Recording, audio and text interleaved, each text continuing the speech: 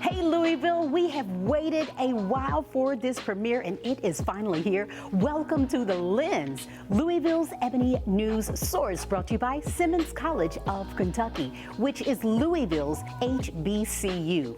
We are so happy to be right here in our home, Louisville's CW station, WBKI. Now, people want to know, what is The Lens? The Lens is all about you. This is Black Space. We're talking about news, topics, issues, policies, all things affecting us directly. We're going to talk about it right here on The Lens. We're going to highlight stories that the normal news stations just give us a little blurb on, but we're going to go in depth, and we want to hear from you. This is going to be an interactive show. We want to hear from you, our viewers. So send us your story ideas, concerns, whatever you want to have us cover, send us that information. Listen, part of Simmons' mission statement is to be agents of change, and that's what this platform is all about. Being agents of change, showing the good that's going on in our hood, and putting a positive lens on Black Louisville. Stay right here on Louisville's CW. Hello, my name is Sherry Mills. And my name is Michael Tinker. And we are BSK students. Did you know that BSK has a new site on the campus of Simmons College of Kentucky, right here in West Louisville? Did you know that BSK offers a full Master of Divinity degree? Did you know that BSK offers online certificate courses for lay leaders and other members? Now you know.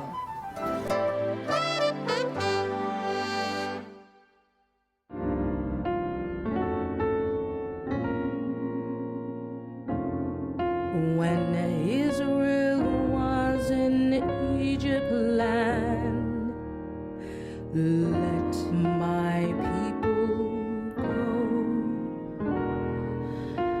Pressed so hard they could not stand, let my people go. Way down in Egypt's land.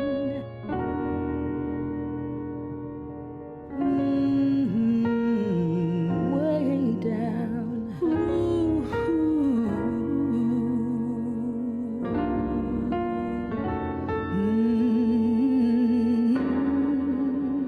Go down, way down in Egypt's land. Hello, Pharaoh,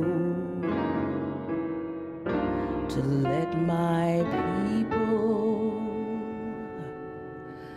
go.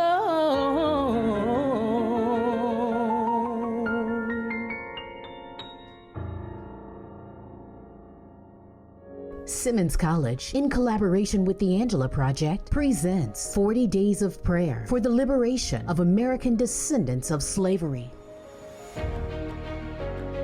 Biblically, the number 40 represents a period of testing, trial, or probation. So we are inviting you to join us in 40 Days of Prayer as we observe this 400th anniversary of enslavement in America. Beginning July the 12th and concluding August the 20th, Christians and justice-loving people from around the world will pause to commemorate 400 years of slavery, so we might reflect on where we have been and project a new course for race relations in America. For each of the 40 days, there will be facts surrounding slavery and Black oppression in America. And we are the voice of one, prayer declarations. Also, read the actual stories of enslaved people escaping captivity through the Underground Railroad. We who are the American descendants of slaves realize that we did not come to this country seeking a better life. We were brought against our will to help others have a better life. It's called slavery. The first woman was a woman named Angela, and that began the sad tradition of enslavement in this country. We will pause to remember their pain and project a new future. On August 20th, at the culmination of the 40 Days of Prayer, the ceremony book will be used in services held across this nation in commemoration of this 400th year of slavery in America. So let's go global with this initiative and show the world the power of prayer. 40 days, 400 years.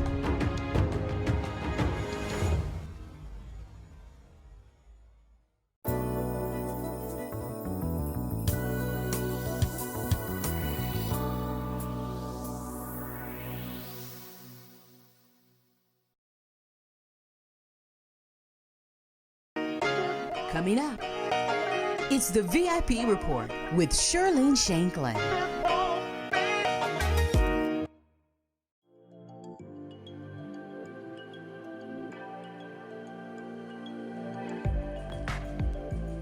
Hello, we are here at the Administration and Library Building for Simmons College of Kentucky, nestled in the heart of downtown Louisville on 4th Street. Now, we wanted to bring you here to show you this picture right here. Our school's namesake, William J. Simmons, the second president of Simmons College of Kentucky. Now, the story goes, the way he got the position of president was he was the commencement speaker for the school's first graduation, then known as the Kentucky Normal Theological Institute. And nobody tells this story better than our school's 13th president, Reverend Dr. Kevin Cosby.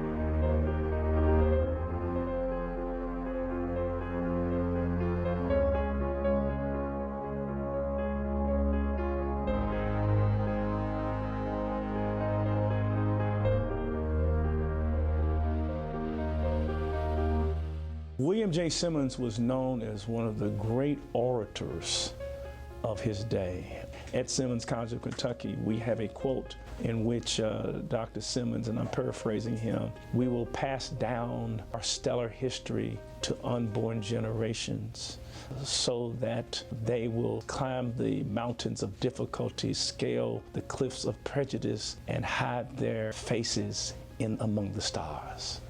I mean, that's oratory. I mean, he was considered the preeminent educator of the 19th century. And this type of history was here in Louisville all along, but our community did not know. And that is why Black institutions are so vitally important, because Black institutions help keep the story of the Black experience in this country alive. Now you know the rest of the story. Why was that important? Because Simmons College of Kentucky is Louisville's HBCU. What is an HBCU? HBCU stands for Historically Black Colleges and Universities. We're going to dissect in this episode and the next one the power of HBCUs, the type of grade A education that is still being received out of there, and why they are still relevant.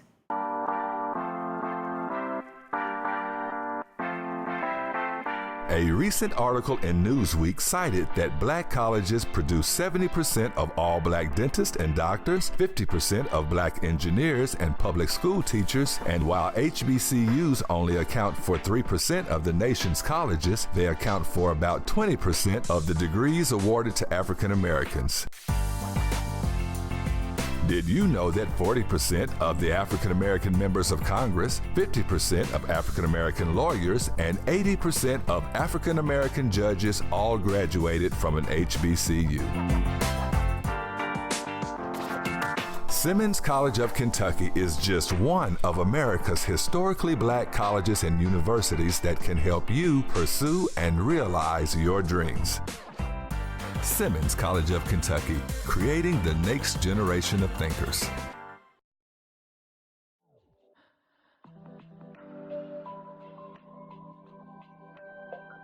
Well, you've seen a continuous trend since Cheyney University was founded in the 1830s with HBCUs creating a situation where Black people have been educated at a different level quite often than PWIs were going to give them.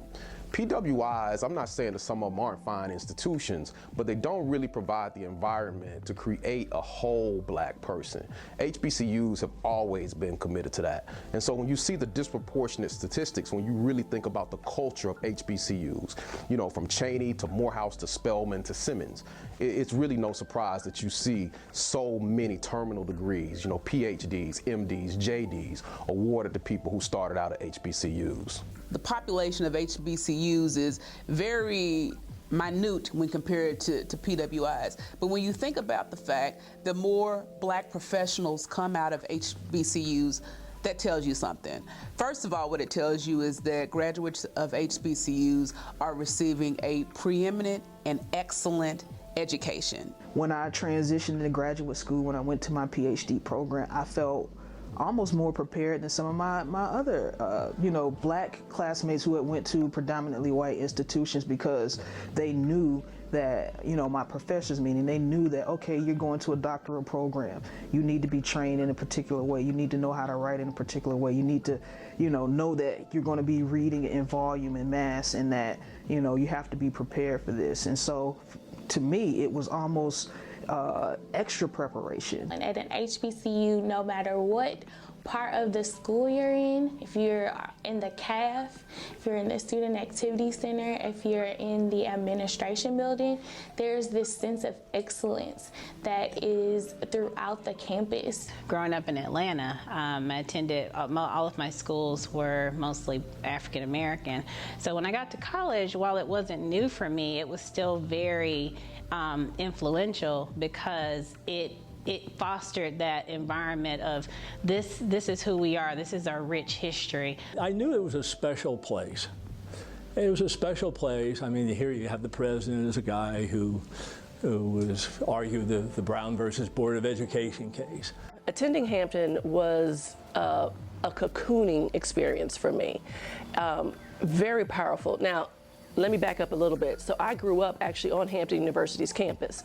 And so as a part of that, I got a chance to meet all these wonderful literary figures that would come to campus, that my mother would invite. They would stay at our home. Folks like Maya Angelou, Toni Cade Bambara, James Baldwin. So these were folks that I got introduced to at a very young age. And so excellence in literature and blackness, all that was introduced to me very early on. So I knew nothing different. Once you get here, you leave here, you get your degree here, you're part of this larger legacy, So like for me specifically, being from Jacksonville, Bob Hayes, who was an Olympic track champion, right? Like, that I can make immediately that connection to somebody who was a gold medalist, who was a Super Bowl champion. One of the professors that stands out to me the most is Dr. Beverly Guy Sheftall, who is a preeminent figure in the arena of women's studies. And I remember looking at her and listening to her talk and really just being in awe, because while I had an experience of blackness, it's this idea, the new idea of what it means to be a black woman. And that experience was poured into me and really birthed into me at Mother Spelman. This is where I'm crafted, I'm honed, and I'm drilled into the diamond that I need to be. And at HBCUs, you have the gift of having professors from the motherland as well as from the Caribbean. And we had these professors that reminded us that we were excellent. Being on UK's campus and going to HBCU, it brought something different. It really, really did. And I had great teachers that when I was up on the campus up there, I thought it was a great experience for me, but it was nothing like you get at an HBCU. So I've always had teachers that look like me, but I think at Howard, the difference was that there were teachers who had experiences with people from other cultures and places, and they were able to infuse that into our education. It was a tremendous experience because it helped to further anchor and punctuate who I am as a black woman.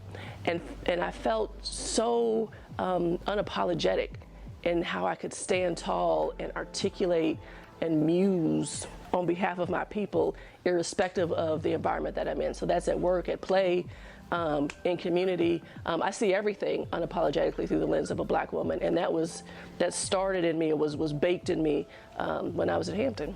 So that excellence is always there. As the Greeks talked about, that arete, always reaching for something higher, not just for themselves, but those around them. So not only are HBCU graduates usually successful, they're also usually leaders when you dig down into what's going on in communities all over the country. I am a member of the Rotary Club of Louisville, and right now the Rotary Club is going through a little bit of a transition where they're saying we're not your grandfather's Rotary. So our grandfather's Rotary was very, very white. And when I come in and I talk about HBCUs and black organizations and all of those things, I have quite a few people that are looking at me as the gateway to these communities. So in that way, it has been very, very helpful. Our stories matter. I think any job that we have, any job that you have to bring your story to your practicing. But the lens through which I see it is through that of the minority voice, the downtrodden voice,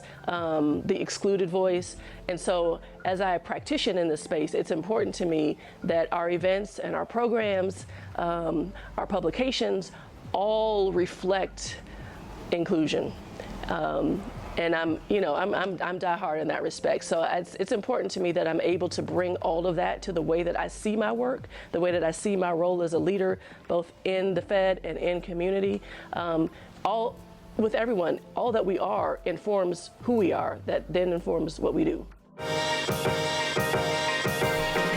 When we come back, the world is going to tell you that you are too black, that you speak with too much of a ghetto vernacular. The world is going to tell you that you are not enough, but what HBCUs will tell you is that you are enough, and actually not just enough, that you are more than enough.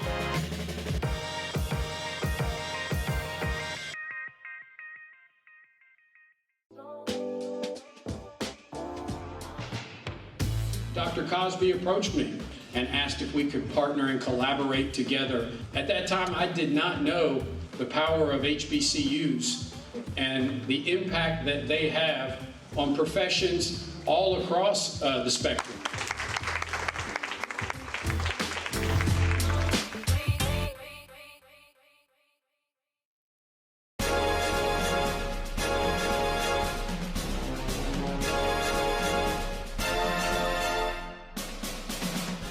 Just when you thought it was over, Simmons College of Kentucky announces the I Love My HBCU hashtag Simmons Nation dance competition, Louisville version.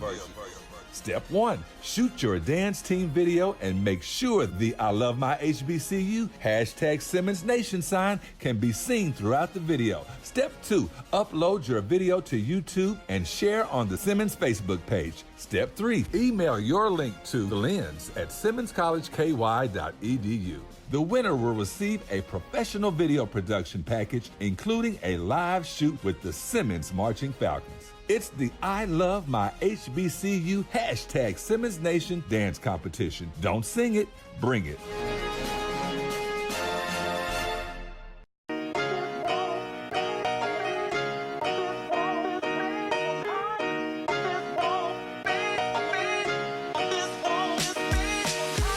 I'm Charlene Shanklin, and I'm in the Smoketown neighborhood. Behind me, you see the Ali gloves. Fun fact, did you know they were made by a Louisville native, Ed Hamilton? Now this week's The VIP Report.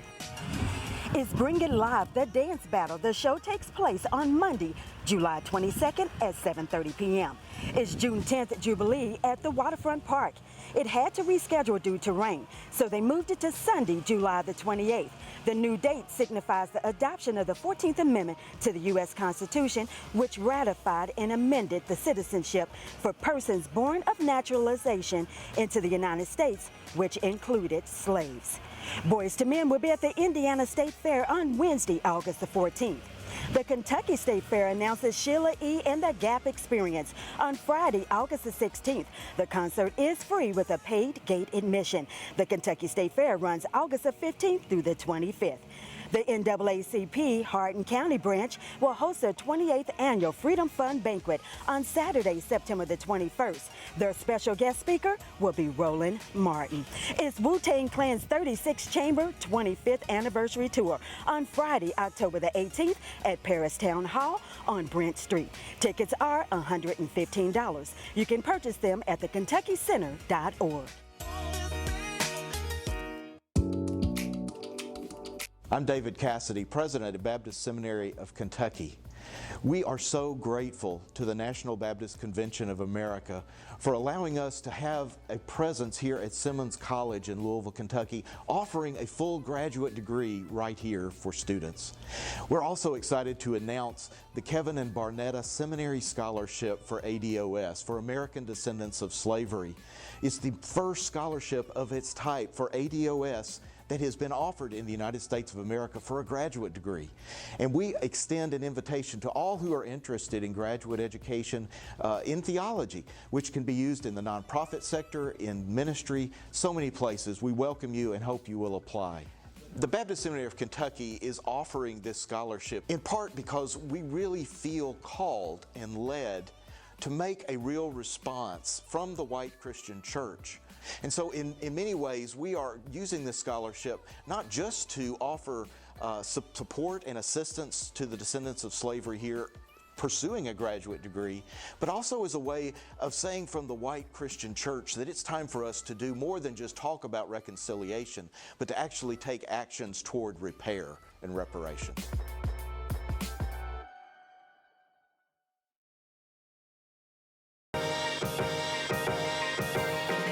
Did you know that nearly 75% of high school seniors are accepted to their first college of choice, but only a little over half can afford to attend, according to a recent study? The outcomes prove the need for college-bound students to consider tuition costs alongside of program offerings.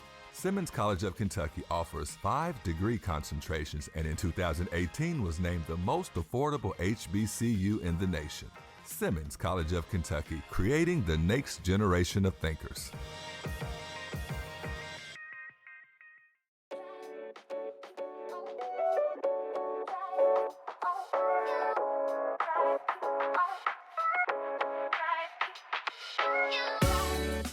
When you talk about excellence, black people have always understood they had to be better. HBCUs understood and understand that they have to be better. And so they're not just teaching reading, writing, arithmetic. They're teaching a commitment to something greater than the individual.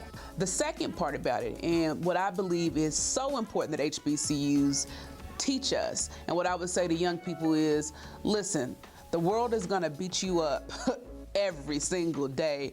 The world is going to tell you that you are insignificant, that you are less than, that you are not smart enough. The world is going to tell you that you are too black, that you speak with too much of a ghetto vernacular. The world is going to tell you that you are not enough, but what HBCUs will tell you is that you are enough, and actually not just enough, that you are more than enough. I was around people who are pushers, and people don't like pushy people, but if you think about being pushy in the way to like pushing you beyond your limits, pushing you to be better, pushing you to think deeper and more about it, I like pushy people. I like someone who's gonna push me to my limits and my boundaries, but guess what? Outside of your comfort zone is greatness. Yeah, Leroy Giles looked at me and said, you have a lot of promise, but you have something that's wrong with you in terms of your skill level, and I'm going to pick you up and I'm going to make you better.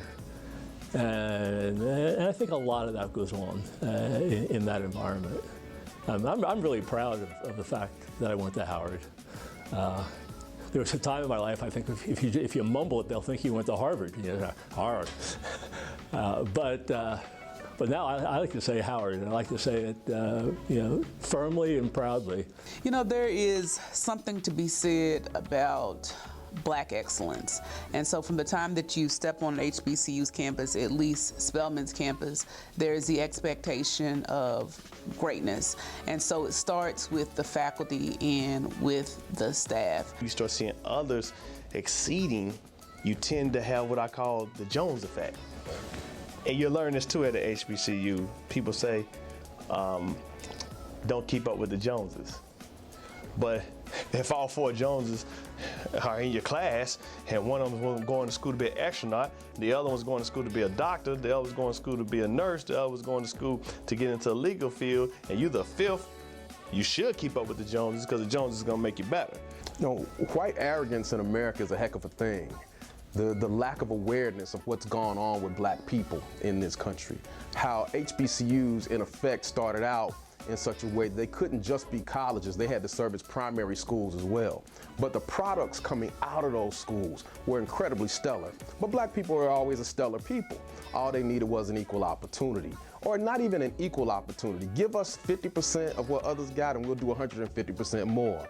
You know, to kind of connect it to African Americans' quest, you know, historically to be educated and to have those educational experiences. Like, your professors never let you forget that, and then so you become kind of a part of that tapestry, and it becomes ingrained in your DNA as an HBCU student and alum. If I look back on my life and say, what things really changed your life?